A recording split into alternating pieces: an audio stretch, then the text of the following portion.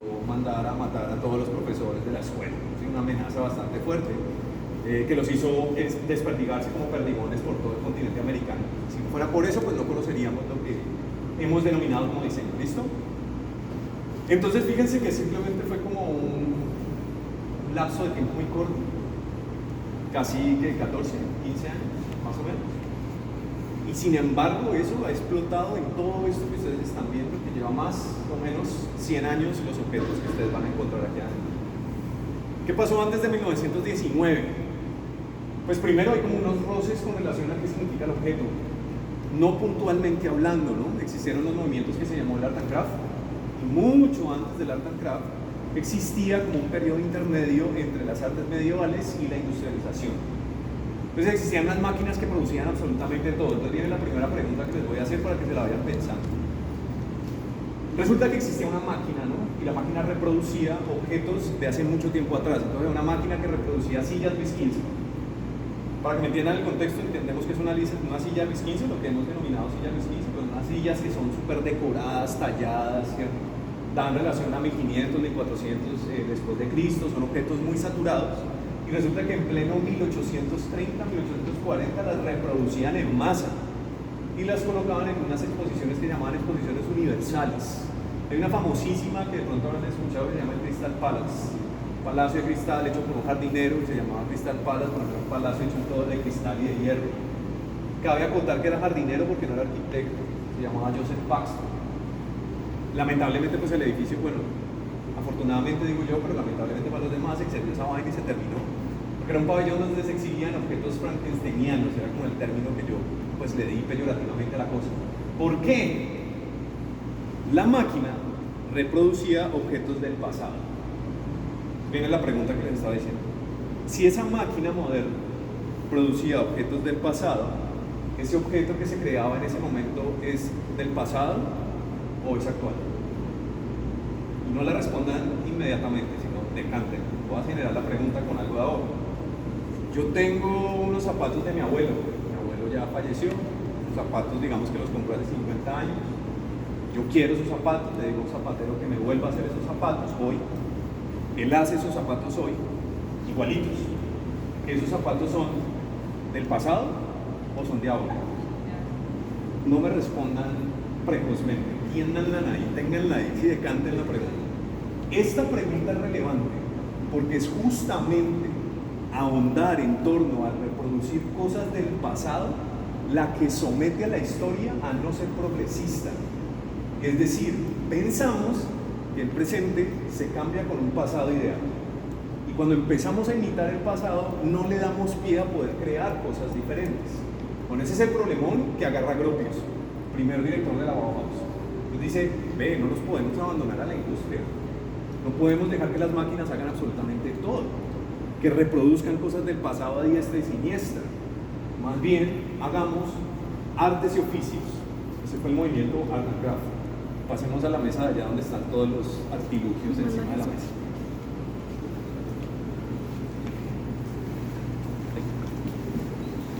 Es justo aquí.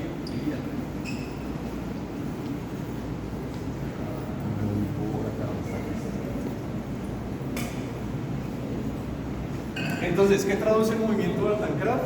Traduce artes y oficios. ¿Qué significa arte? Arte, entiéndase, 1919 hacia atrás, como aquella sensibilización emocional y sensorial que tenemos con las cosas. Y estoy dando una definición muy vaga, muy escueta y muy vulgar, ¿vale? De lo que significa arte. Entonces, si entendemos que el arte es basado en lo emocional y sensorial con relación a algo, ¿qué vendría siendo un oficio? Un oficio es el expertise que tengo sobre una técnica o sobre un material. Entonces, por ejemplo, el carpintero hace un oficio, la modista. Entonces, el Art and Craft lo que intentaba hacer era fusionar esas dos cosas. Este pensamiento viene con Gropius, ¿listo? Antes de Gropius existe un señor que se llamó John Ruskin. Escribió un libro que se llama The Seven Lamps of Architecture, o las 7 lámparas de la arquitectura, o The Seven Stones también, creo que lo traduce. Las 7 piedras o las 7 grandes pilares de la arquitectura. Una de esas críticas que hacía John Ruskin al mundo moderno era el abandonarnos a la tecnología y a la industria. Fíjense la cita de John Ruskin que decía que la bicicleta era lo peor que le podía haber pasado al ser humano. porque era tan artificial que no era un movimiento natural, entonces el man caminaba. Yo quisiera saber si John Ruskin hoy en día mirara a los carros a ver qué pensaban. El man se emberracaba, por ejemplo, cuando no mostraban el ladrillo, sino que lo botaban con mampostería o le pegaban papel tapiz. Yo decía que eso era cubrir la realidad del material. También me gustaría verlo hoy en día como en esta situación, ¿no? Era muy radical, muy radical. Gropius adopta parte de su pensamiento en relación al revival medieval, es decir, enaltecer el trabajo artesanal, pero empieza a cargarle de elementos del arte o artísticos. Entonces, a eso le vamos a llamar racionalismo funcionalista. ¿Qué traduce el racionalismo funcionalista? Que vamos a destacar la función por encima de la apariencia. Es decir, la función sigue la forma. Primera frase así brutal. Y lo que mejor ejemplifica esa frase es ese ajedrez que ven en toda la esquina. Es un ajedrez que abandona la forma. O sea, usted no ve un caballo, una reina como tradicionalmente lo mostramos, sino que es una X porque las mil se mueven X. Un cubo gigante que es la torre porque se mueve en horizontal y en vertical. Una reina que tiene una esfera gigante en la parte de arriba porque la reina se mueve en múltiples direcciones. Un peón que es un cubo chiquitico porque se mueve en un solo paso. Un cubo con una L encima que es el caballo. Es decir, es transmutar la forma por sobre la función. ¿Listo? Esa es la primera característica que vamos a trabajar en Bauhaus. Eso da origen a una corriente filosófica. Y pasemos allá donde está colgado ese bicho de acrílico.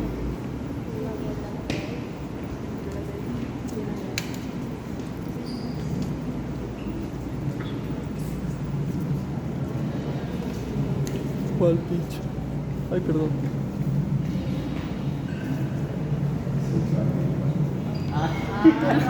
Y yo.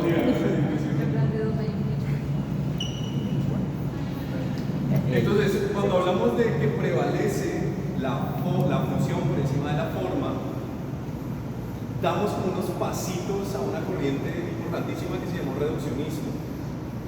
El reduccionismo principalmente aborda sobre una estética funcionalista, es decir, que entendamos el entorno por medio de los sentidos. Significa que no estamos abandonando la concepción formal, es decir, que entendemos e interpretamos el entorno por nuestros sentidos y emociones. Ahí nos vamos acercando un poco a la definición de objeto. ¿Listo? Ojo que reduccionismo, si bien tiene parte de lo que ustedes consideran hoy en día como minimalismo, el minimalismo es un resultante formal del pensamiento reduccionista. Minimalismo dice menos es más, muy deliberado. Yo puedo quitar cosas sin importarme nada, pero menos es más. Reduccionismo dice prevalece la función por encima de la forma. Es decir, cada curva, cada material, cada elemento que yo coloque tiene que tener una función aparente. No puede ser porque sí. ¿Hasta allí vamos bien? ¿Hay alguna pregunta? Entonces Gropius dice, fusionemos entonces las artes y los oficios aplicándole funcionalidad a los objetos. Y la exposición Bauhaus ha sido bien interesante porque cada uno de estos elementos que ven como módulos tienen unos temas específicos. Ahorita tienen tiempo libre para que los pillen.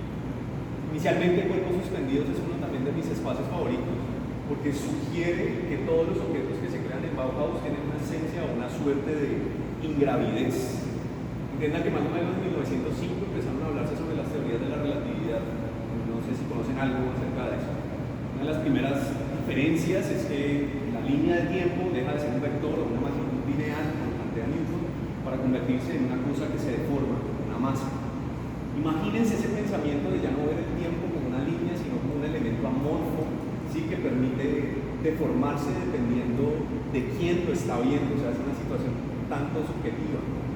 Cuando lo llevamos a los objetos, no se plantea de manera literal, pero formalmente se establecen elementos que dan a entender que el hombre, o el ser humano, perdón, sobre esa cosa, llámese frutero, tetera, cenicero, una, pareciese que estuviéramos suspendidos sobre un elemento.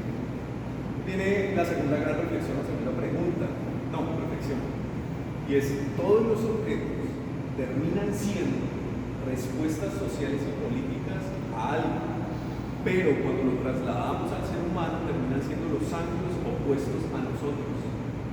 Es decir, que una silla, que no es una postura natural, o sea, nadie nació pues así, ¿cierto? De hecho, hacer esto pues cansa, yo necesito un apoyo. Toda la silla es la respuesta angular opuesta a mi cuerpo. Voy a explicarlo de otra manera. Si yo tengo la mano así, pues va a aparecer una forma opuesta a la mano, o sea, un cilindro.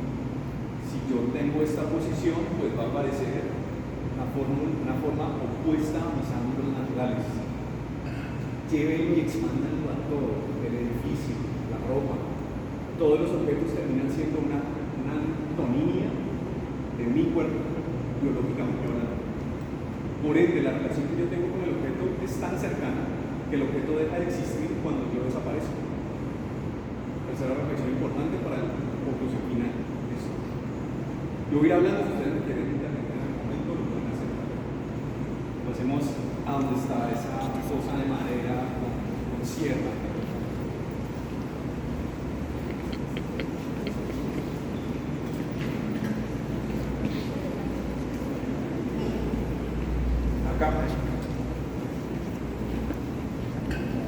Entonces vamos como generando una especie de resúmenes. Bauhaus entonces va a ser una fusión entre arte, técnica y el no rechazo a la tecnología. Eso es igual a modernismo. Creo que más de uno también le quite una incógnita. ¿Qué es modernismo? Fusión entre arte, técnica y tecnología. Fin. A eso le vamos a llamar eso porque es una visión progresista de lo que les estaba planteando allá, que no es imitar el pasado ideal. Ahora viene la gran pregunta, ¿cómo carajos hago eso? O sea, ¿cómo fusionó arte, tecnología, técnica? Gropius, Meyer y Mies van der Rohe, 3 directores de Bauhaus, propusieron cada uno desde sus ópticas funcionalidades distintas con relación a los resultados. Entonces tenemos el Vorkurs, es este que ven aquí, ese es el plan de estudios pues, de Bauhaus. Cosas técnicas, dura 3 años y medio estudiar en Bauhaus. Hoy en día 3 años y medio equivale a un técnico profesional. Entonces fíjense cómo empezamos a hacer analogías, ¿no? Semestre 0 es un semestre básico, ustedes ven forma, color, textura de manera básica, o sea, se reúnen todos los 50 o 20 personas que estén estudiando. Todos quedan con un mismo lenguaje. Curso básico. Después se cierra el círculo a materias puntuales, entonces cómo manejar los materiales, cómo aplicar el color y la forma en las cosas, cómo son los procesos o qué significa procesos. También habían elementos políticos y sociales inmersos dentro de esas clases. Duraba, creo que un año, perdón. Y después venía la parte más brutal que tenía Bauhaus, y era ciclos, aquí los pueden ver, donde en cada ciclo el estudiante iba al taller de la persona que ejecutaba el oficio en compañía de un profesor artista. Entonces imagínense a Vasily Kandinsky como su profesor. ¿Conocen a Kandinsky? Si no, no pueden dejar morir el arte. Otro, Johannes Itten, Paul Klee, ¿conocen esos nombres? Hay que empezar a buscarlos, ¿no? Imagínense un Kandinsky acompañándolo a uno, no sé, a Santa Elena, a meterse al taller de carpintería del carpintero de allá, pagarle durante 3 meses su estadía, o sea, todos durábamos 3 meses ahí encerrados con este señor, aprendiendo sobre maderas, cómo se corta, cómo se pule, cuál es la madera dura, la blanda, y después regresando otra vez al salón, y lo que hacía Kandinsky era impregnar la sensibilidad que produce el arte sobre la forma, y generaban este tipo de resultados, formas experimentales en un inicio, que después terminaban en objetos. Entonces, por ejemplo, aquí podemos ver la relación que y la madera en un mismo espacio. Relacionan esos 3 objetos. Y llevémoslo más allá. Me parecen unas fichas, círculo, cuadrado y triángulo. Ese es como el paradigma más grande que tiene Bauhaus, ¿no? Recuerden cuando hablábamos del reduccionismo, ¿no? Si reducimos todas las formas al mínimo mínimo, vamos a terminar en el círculo, cuadrado y triángulo. Se supone que de ahí se desprenden todas las demás formas. Un cuaderno que me gusta mucho revisar, que es el cuaderno de apuntes de Johannes Itten. Johannes Itten planteaba que el círculo se movía de manera ondulada, orgánica, que el cuadrado se movía de manera escalonada y que el triángulo se movía de manera zigzagueante. Entonces, si usted lo lleva hoy en día, se da cuenta que los punqueros y los metaleros tienen triángulos, son agresivos, externamente me refiero, por dentro unos ositos, ¿no? pero agresivo, están las tacheras del triángulo. Que cuando uno le dice, uy, esa persona tan cuadriculada es una persona que siempre viste de una misma manera, es un pensamiento conservador, la verdad, hay muchos profesores que se quedan ahí. Y cuando decimos circular, incluso el lenguaje cambia, ¿no? Entonces, uy, sí, no sé qué, tal. Entonces se vuelve orgánico, plástico. Imagínense darle el color primario a cada forma. Entonces, si un círculo se expresa de esta manera, ¿qué color primario será? Sin miedo. Azul. Azul es el cielo, azul son las olas, ¿sí? Orgánico. ¿Qué color será el triángulo? Le falta amarillo y rojo. Amarillo. Eso que tiene el chancuco ahí, ¿no? Amarillo, porque el amarillo es estridente, ¿sí? Nadie en Cali a mediodía, cuando el sol así está estallante, usted está caminando por la quinta diciendo, uff, divino este clima, por Dios, se siente ese sol asesinándolo, ¿sí? Y el rojo termina siendo un color pesado. Ojo, esto no quiere decir que el cuadrado netamente tenga que ser rojo, sino que el rojo se expresa como el cuadrado. Ahora, cuando yo empiezo a jugar, ¿qué tal un cuadrado verde? Pues el verde es la combinación de amarillo y azul. El amarillo y azul es como una bipolaridad, ¿no? Tengo energía, pero soy relajado. Y el verde es eso. La naturaleza es esa misma cosa. Todo este pensamiento que les acabo de decir, si lo volvemos objetivo, llamémoslo así, cognitivo, conceptual, teórico, y lo trasladamos a los objetos, empieza a tomar más relevancia con relación a las cosas que diseñamos y hacemos. Pasemos al que hay de al lado.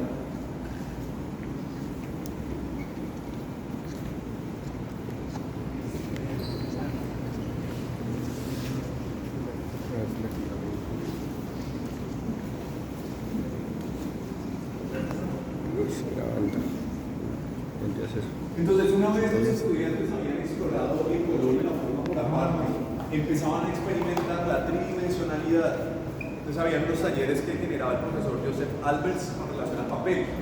Entonces, la clase de Joseph Albers empezaba como, imagínense ustedes, están en el primer semestre, el primer día, y llega un profesor y les pone una hoja de tamaño carta encima del escritorio, del puesto, no sé, y les dicen, bueno, vamos a crear una estructura sin pegante, sin recorte, sin rasgado, y que soporte, no sé, a mí sobre la superficie. Y así empezaba la clase. Entonces, ¿cómo podemos explorar material tan sensible, tan fofo, llamémoslo así, tan perezoso, tan mezquino, porque no hay nada más mezquino que una hoja en blanco, ¿sí? Nada más ansioso que una hoja en blanco, y cree una estructura a partir de eso, ¿sí? Cabe aclarar que todo esto parte después de todo lo que hemos visto, ¿no? Que es diseño, que es forma, que es construcción, que es composición y tal. Y empiezan a hacerse exploraciones con color. Entonces lo que ven allá es una serie de juguetes. Yo siento que este es el principio del Lego, prácticamente. Y lo que ven allí en círculos son los círculos de color de Newton. No es que Newton lo haya hecho, solo que cuando exploramos el color desde la luz, es totalmente opuesto al color cromático. No sé si sabían eso, ¿no? El blanco para la luz son todos los colores, pero el blanco para el color es la ausencia del color. Hay una gran contradicción, porque mis ojos ven con luz, pero yo me expreso con pigmento, ¿no? Entonces hay una exploración sobre las diferencias que existen con la luz y con el color pigmento, sumado a eso que es el círculo, que es el cuadrado, que es el triángulo, y empiezan a establecerse estas condicionantes con relación a la forma. ¿Hasta allí vamos bien? ¿Y alguna pregunta? ¿Cero? Vamos a los objetos.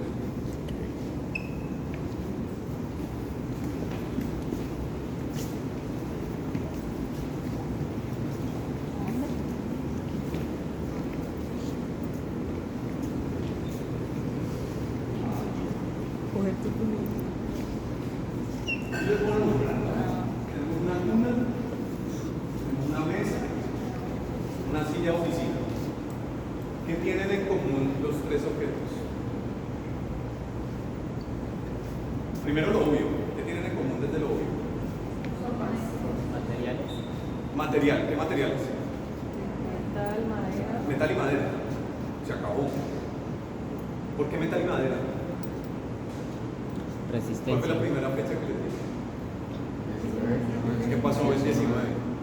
Implementación de Posguerra, ¿no? Primera Guerra Mundial y estamos empezando la segunda sin saber. Toda esta devastación hace que aparezcan materiales nobles, ¿cierto? Baratos, low cost, que permiten generar objetos. Primera característica chequeada. Segunda característica en común que tienen, ¿cuál? ¿Ok? Muebles, mobiliario. ¿Por qué mobiliario? ¿Por qué no ropa? Hago un paréntesis. El producto más vendido en Bauhaus fue ropa en tapiz, para que lo tengan presente. Y eso también tiene una relación. Primera Guerra Mundial, posguerra, pues no hay nada. Todo está destruido. Yo necesito trabajar después de lo básico y bien de mi comida, pues en donde voy a comer, ¿no? Por ende, para crear esos objetos, pues tiene que ser lo más low cost posible, lo más bajo costo.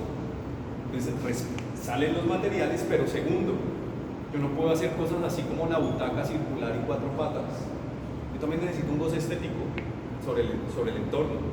Entonces, si bien los objetos son respuesta a eso que acabamos de decir. Tercera característica en común. Vamos, ustedes pueden.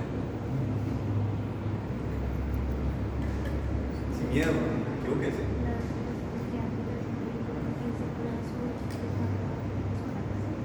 Está fácil.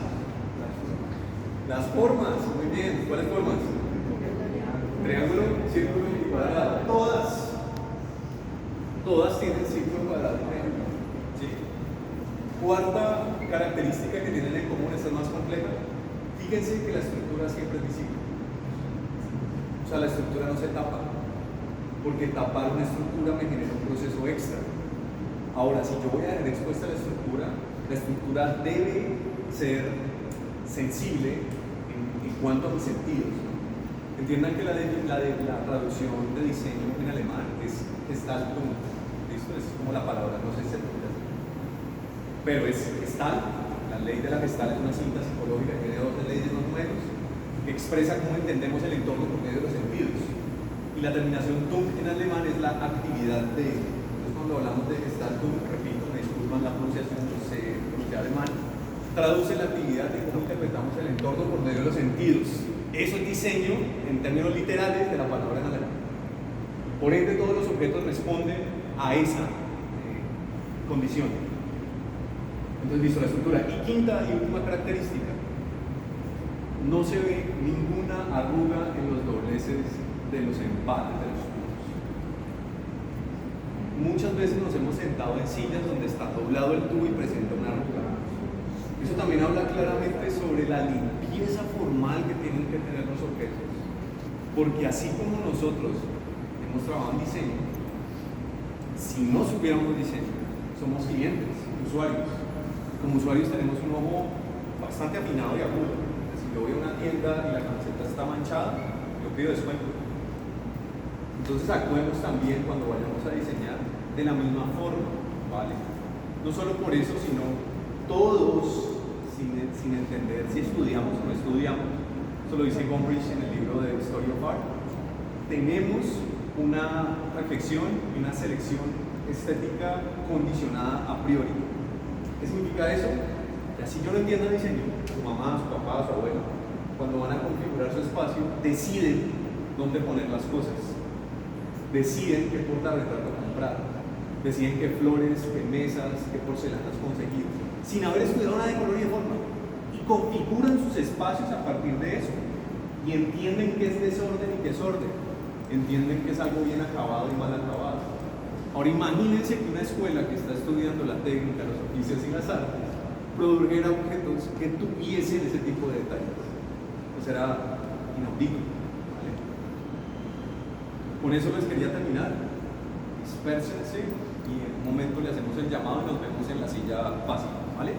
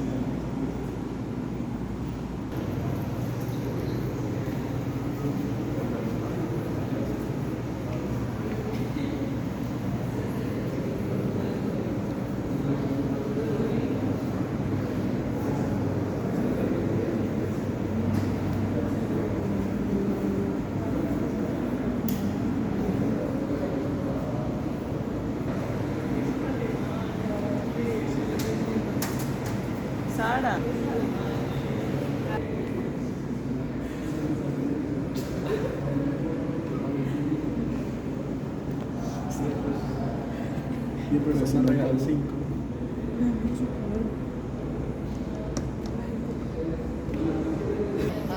¿Quién dijo del pasado? Ahorita nadie.